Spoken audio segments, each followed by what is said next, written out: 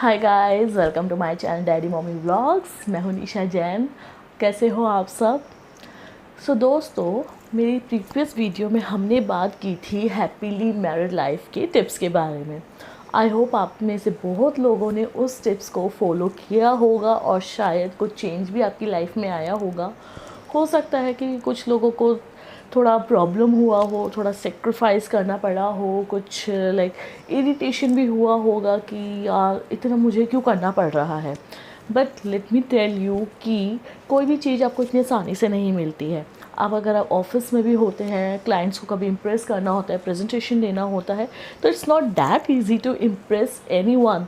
आपको बहुत सारे एफ़र्ट्स करने पड़ते हैं, बहुत ज़्यादा ट्राई करना होता है। तो same with the relationships, you have to keep trying trying trying trying.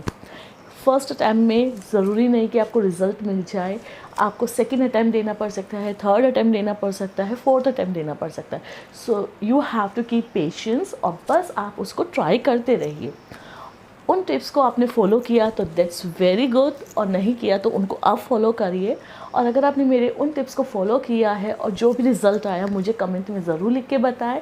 अब आइए आगे बढ़ते हैं हमारे और टिप्स के साथ।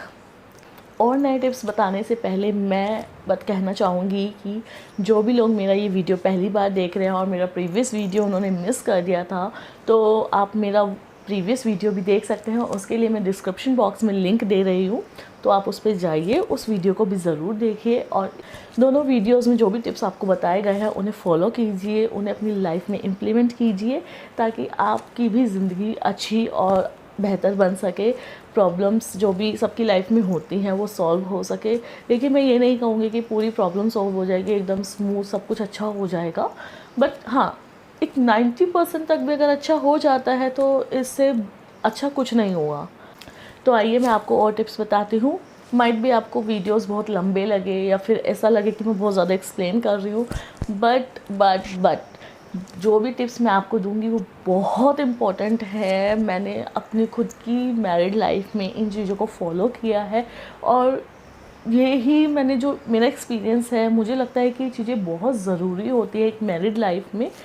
तो प्लीज़ उन्हें सुनिए और एक बार, इट्स माय रिक्वेस्ट कि एक बार उसे ज़रूर कीजिएगा। Always help your partner in their work. I am not saying कि अगर आप ऑफिस में काम करते हैं या आपके पार्टनर ऑफिस में काम करते हैं तो आप जाइए और उनके ऑफिस में उनकी हेल्प कीजिए। नहीं, that you can't do, because हर किसी के ऑफिस का वर्क एनवायरनमेंट अलग होता है, एंड जो वर्क होता है, work nature, that is also the different thing. So but जहाँ आप हेल्प कर सकते हैं, लाइक अगर आप घर के काम में कुछ हेल्प करवा सकते हैं तो वो करा दीजिए। या फिर जैसे आपके पार्टनर ऑफिस का काम थोड़ा बहुत जो घर में लेकर आते हैं, तो कहीं ना कुछ काम ऐसा होता है कि जो आप करवा सकते हैं तो उसे आप करवा सकते हैं। जैसे कि मैं करती थी कि मेरे हस्बैंड के जो बिल्स वगैरह होते थे ऑफिस के, उनको रीइंबर्समेंट के लिए डालना होता था, तो सारा एक्सेल में एक मेंटेन करना होता था। तो वो ऑफिस चले जाते थे और घर पे बैठे बैठे मैं वो उनका काम कर देती थी। तो ऐसा आप कुछ भी आप हेल्प करवा सकते हैं अपने पार्टनर की, जिससे आपके पार्टनर को भी लगे कि okay, my partner is helping me. अगर आप अपने पार्टनर की हेल्प करवाएंगे तो आपके पार्टनर ऑब्वियसली खुश रहेंगे। आप खुद सोचिएगा, आपके पार्टनर आपकी हेल्प करवा रहे हैं तो आपको अच्छा लगेगा ना। तो इसी तरह से आप भी अपने पार्टनर की हेल्प ज़रूर करें, किसी भी काम में करें, कैसे भी करें। चाहे आप उनसे पूछ लीजिए पहले कि भाई इसको मैं कैसे करूँ, just tell me once, then I help you. Then watch your words. अक्सर ऐसा होता है, हम कुछ भी बोल देते हैं, सोचते समझते नहीं है, एंड देन हम बाद में बहुत ही ज़्यादा रिग्रेट फील करते हैं कि हमने ऐसा क्यों कहा, या फिर हमें ऐसा नहीं कहना चाहिए, या फिर हमारे पार्टनर्स हमें ऐसी बातें बोल देते हैं जो सीधा दिल पर लगती है और हम चाहकर भी उन्हें नहीं भूल पाते। तो इसीलिए आप जो भी बोल रहे हैं, चाहे गुस्से में बोल रहे हैं, बट उसको एक बार सोच लीजिए कि आप क्या बोल रहे हैं और सामने वाले पे उसका क्या इम्पैक्ट पड़ेगा, उसको कितना हर्ट फील होगा। सो इट्स बेटर कि गुस्से पे थोड़ा आप कंट्रोल कीजिए। जो भी बोल रहे हो उन्हें उसे सोच समझ के बोलिए। आप ऑफिस में होते हैं, ऑफिस में आप अपने मैनेजर के आगे, अपने एम्प्लॉयज़ के आगे ऐसे ही कुछ भी नहीं बोल देते हैं, राइट। बहुत सोच समझ के बोलते हैं। चाहे आपको कितना भी गुस्सा आ रहा हो, कितनी भी फ्रस्ट्रेशन हो, गुस्सा हो, आप कभी अपने मैनेजर को, अपने बॉस को पलट करके जवाब नहीं देते। करेक्ट। मैं ये नहीं कह रही कि आप पलट कर जवाब मत दीजिए, ठीक है, कोई गलत बात है तो आप ऑब्वियसली जवाब दीजिए, लेकिन जो भी आप बोल रहे हैं बहुत सोच समझ के बोलिए। कुछ ऐसा मत बोल दीजिए कि जो आपके रिलेशनशिप को ख़राब करे या फिर आपका पार्टनर उस चीज़ को कभी भूल ही ना पाए, उनको बहुत ज़्यादा हर्ट हो जाए। और अगर बाय चांस ऐसा हो भी जाता है, अक्सर हो जाता है गुस्से में, तो उसको रियलाइज़ कीजिए और अपने पार्टनर से सिंपली सॉरी बोल दीजिए, उस चीज़ को कन्फेस कीजिए कि हाँ आपने मिस्टेक की है। Next, appreciate efforts of your partner. आपके पार्टनर आपकी हेल्प करने में या फिर अपना काम करने में जो भी एफ़र्ट्स लगा रहे हैं उसको अप्रिशिएट कीजिए। चाहे वो तैयार हुए हैं तो उसको अप्रिशिएट कीजिए, चाहे वो आपके लिए कुछ लेकर आए हैं या तो उसको अप्रिशिएट कीजिए। ऐसा नहीं होना चाहिए इसमें क्या है, ये तो कोई भी कर सकता है, ऐसा मत कीजिए, क्योंकि हर किसी को देखिए बुरा फील होता है। सो बेटर कि चाहे वो छोटी चीज़ है या बहुत बड़ी चीज़ है, अप्रिशिएट कर दीजिए, इससे उन्हें बहुत अच्छा फील होगा और एक मिठास आपके रिलेशनशिप में बनी रहती है। तो अप्रिशिएट ज़रूर कीजिए, छोटी बड़ी कोई भी चीज़ है, चाहे घर का काम है चाहे बाहर का काम है, अप्रिशिएट कीजिए। अगर आपके हस्बैंड बाहर से ऑफिस से काम करके आ रहे हैं तो उन्हें अप्रिशिएट कीजिए कि वाह आप कितनी हार्ड वर्क करते हैं, कितनी मेहनत करते हैं। तो अगेन जस्ट फॉर एग्ज़ाम्पल आपके हस्बैंड ऑफिस में काम करके आ रहे हैं तो उनको अप्रिशिएट कीजिए कि आप कितना हार्ड वर्क करते हैं ताकि आप कुछ अर्न कर सकें, एक्स्ट्रा आवर्स आप ऑफिस में लगा रहे हैं, दैट्स इज़ रियली अप्रिशिएबल। या फिर आपकी वाइफ घर में काम करती हैं, क्योंकि मोस्टली वाइफ घर में ही काम करती हैं, सो उनको अप्रिशिएट कीजिए कि तुम कितने अच्छे से घर को मेंटेन करके रखती हो, सारा काम करके रखती हो, थक जाती होगी। सो ये छोटी छोटी चीज़ें ही होती हैं जो हमारे रिलेशनशिप को बहुत ज़्यादा इम्प्रूव करती हैं। बड़ी बड़ी चीज़ें करने की ज़रूरत नहीं है, सिर्फ छोटी छोटी बातों का ध्यान रखिए। Next, practice honesty even when you are ashamed. Honesty जो कि आपने सब जगह सुना होगा बहुत ज़रूरी होती है। किसी भी रिलेशनशिप में ऑनेस्टी होना बहुत ज़रूरी है। ईमानदारी रखिए अपने रिलेशनशिप में। और कोई भी चीज़ है, चाहे आपने कुछ गलत किया है या फिर कोई मिस्टेक हुई है आपसे, आपको पता है आपके पार्टनर को बुरा फील होगा और आपको बहुत ज़्यादा अशेम्ड फील हो रहा है, स्टिल उसको कन्फेस कर दीजिए कि यस आपने मिस्टेक की है, आपने गलती की है, आपको रियलाइज़ है। देखिए कितनी भी बड़ी मिस्टेक होगी, अगर आप खुद से कन्फेस कर देंगे ना तो ठीक है, आपके पार्टनर को उससे गुस्सा आएगा और जो कि लाजमी भी है। बट अगर वो इस चीज़ को सोचेंगे कि एटलीस्ट आपने कन्फेस किया, आपने उस चीज़ को एक्सेप्ट कर लिया, तो आधा गुस्सा तो उनका ख़त्म हो जाएगा, वो अपना आप समझ जाएंगे। और ये चीज़ें दोनों तरफ से होनी चाहिए। अगर एक साइड से ही होगी तो दैट वॉन्ट वर्क, ये दोनों साइड से होनी चाहिए। सो इसीलिए ये वीडियो आप खुद तो देखिए और अपने पार्टनर को भी दिखाइए। आप दोनों साथ में बैठकर ये वीडियो देखिए और इन बातों को अच्छे से समझिए। Next point, relish the silence. कहते हैं ना कि कभी कभार चुप्पी, साइलेंस, खामोशी भी बहुत कुछ कहती है।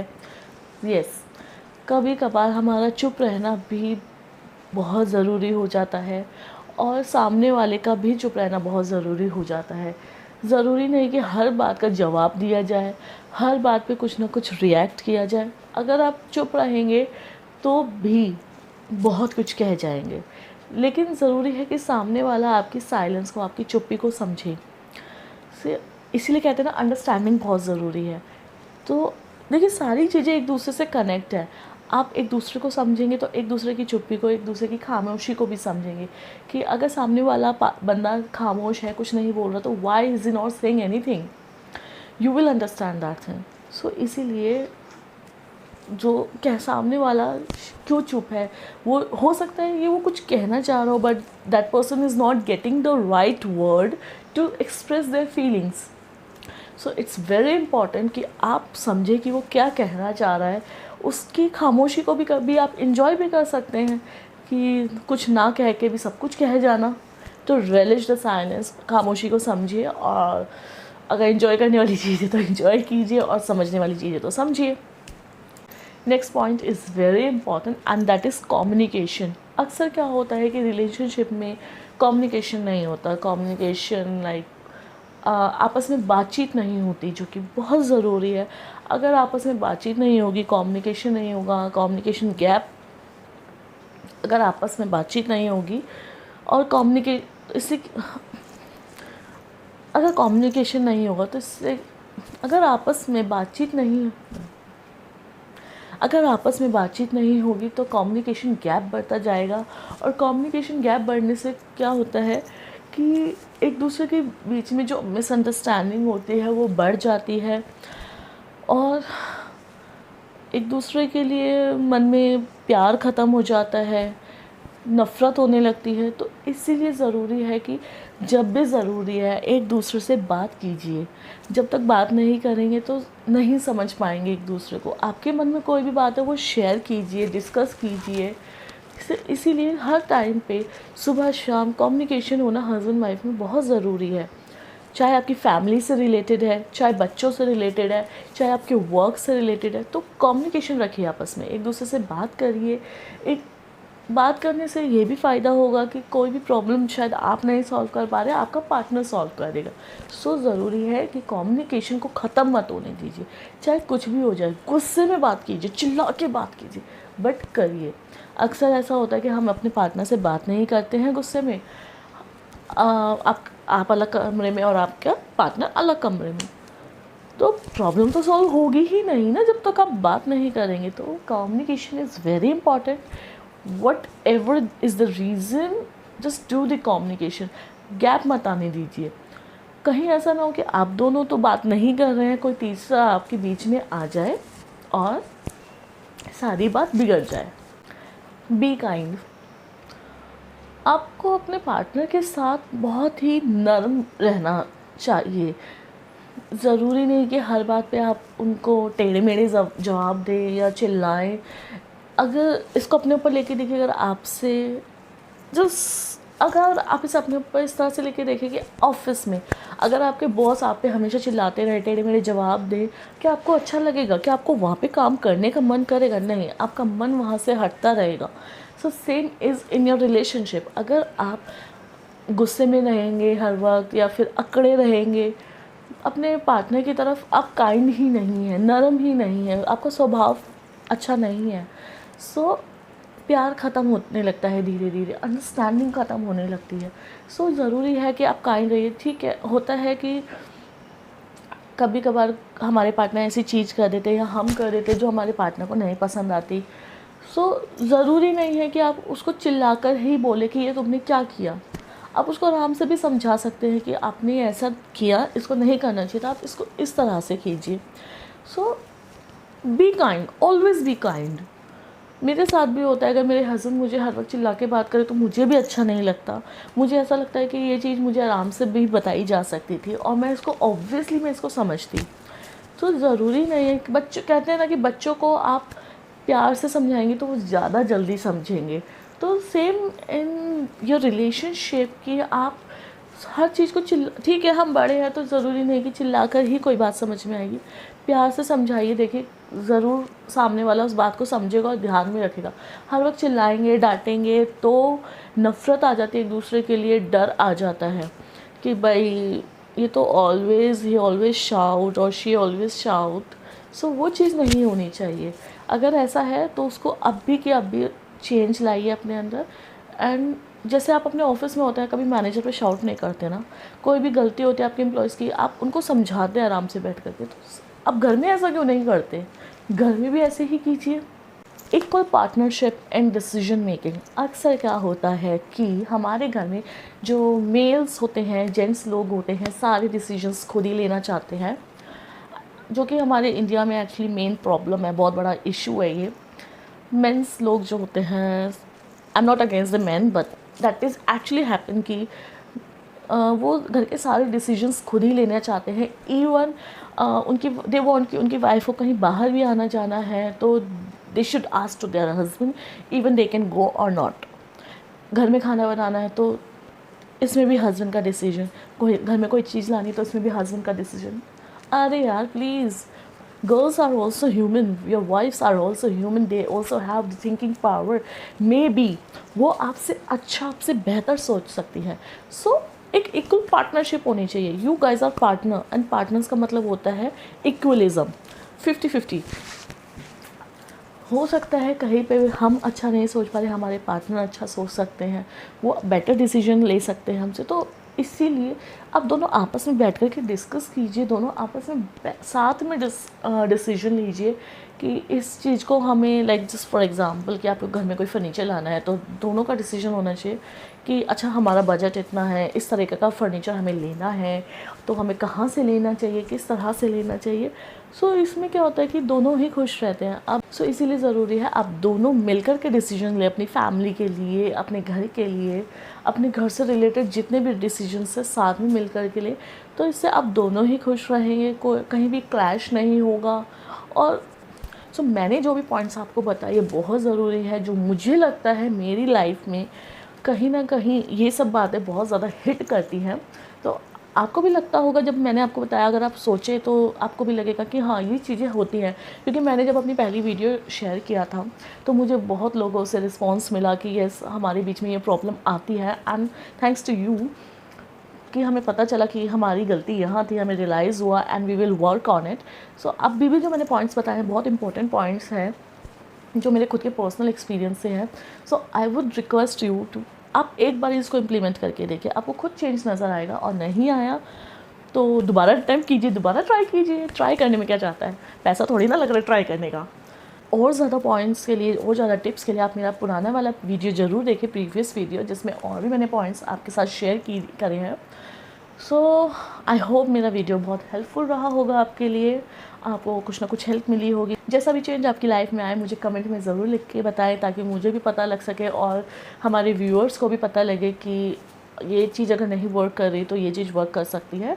So please share your feedback and valuable suggestions on the comment box. अगर आपको मेरा वीडियो पसंद आया और बहुत हेल्पफुल लगा तो इसको अपने सोशल मीडियाज़ पर ज़रूर शेयर कीजिए, लाइक फेसबुक, इंस्टाग्राम।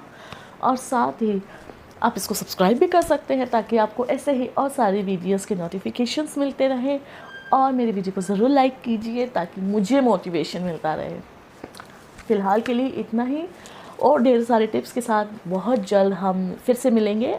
तब तक के लिए बाय बाय।